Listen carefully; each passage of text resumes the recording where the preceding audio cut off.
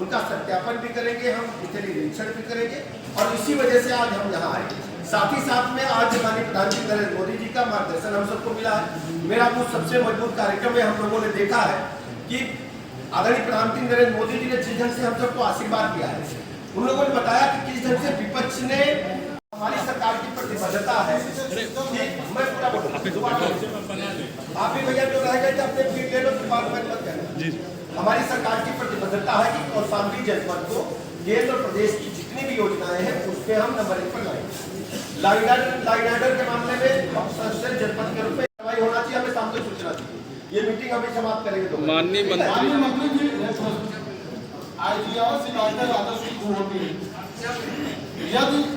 IGRS order को माननीय मुख्यमंत्री जी स्वयं मॉनिटर कराते, एक टीम मॉनिटर करती है और आपने बताया आज हम समीक्षा के दौरान देखें अगर गड़बड़ी पाई जाएगी तो हम कार्रवाई से पीछे नहीं। और बूथ जोड़ो यात्रा की कार्यक्रम को शुभारंभ मैं पूरा अभिप्राय बता देता हूँ कौशाम्बी आने का। आज कौशाम्बी जनपद को विकास के मामले में नंबर 1 पर लाने के लिए, कानून व्यवस्था के मामले में नंबर 1 पर लाने के लिए और जो केंद्र प्रदेश की जितनी भी योजनाएं उनको धरातल पर उनकी सच्चाई पर रखने के लिए हम आज यहाँ आए हैं। कौशाम्बी को सर्वश्रेष्ठ जनपद के रूप में स्थापित करना हमारा लक्ष्य है।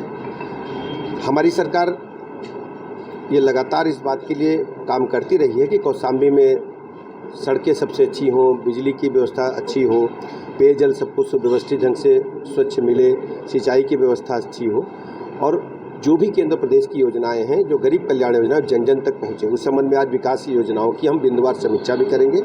और इसके अलावा माननीय प्रधानमंत्री नरेंद्र मोदी जी का जो मेरा बूथ सबसे मजबूत कार्यक्रम था उसमें भी हमने प्रतिभाग किया है।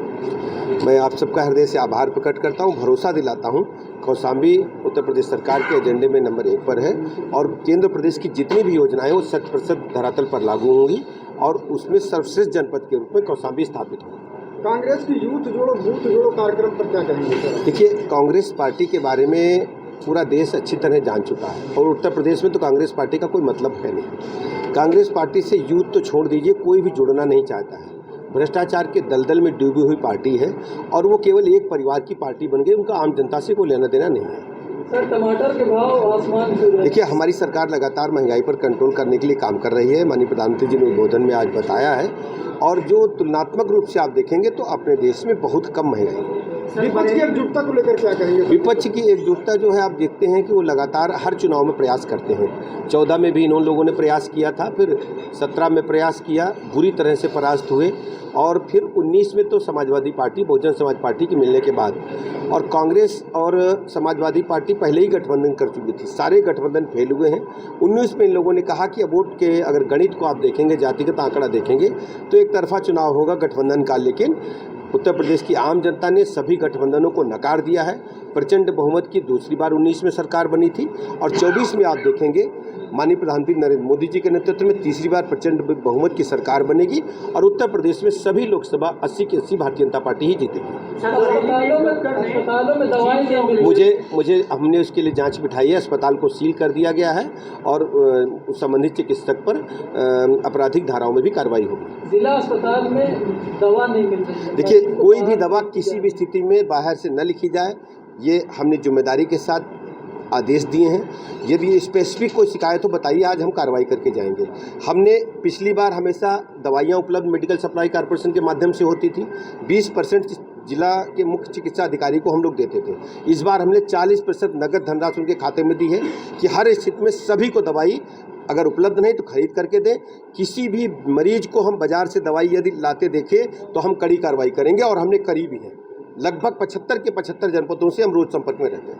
अखिलेश यादव जी ने एक ट्वीट किया है, कहा है कि गरीबों के छप्पर पे तो बुलडोजर चल जाता है, लेकिन बनारस, लखनऊ व अन्य जगहों पर भाजपाइयों पर देखिए, जितने गुंडे माफिया मवाली हैं वो इस समय भय से ग्रस्त हैं और वो तो अपराधी तो गले में तख्ती लटका कर घूम रहे हैं। समाजवादी पार्टी ऐसे गुंडों को पुष्पित पल्लवित करती रहती है और उनके बारे में ही चर्चा करती है। उनसे कहिए वो दिन दूर नहीं जिस दिन भी FIR किसी भी व्यक्ति पर दर्ज हुई, गंभीर धाराओं में दर्ज हुई और उसका मकान इस प्रकार का पाया गया तो कोई बख्शा नहीं जाएगा। लव जिहाद की घटनाओं पर क्या कहेंगे? देखिए, हमारी सरकार लगातार इस संबंध में सतर्कता के साथ आगे बढ़ रही है।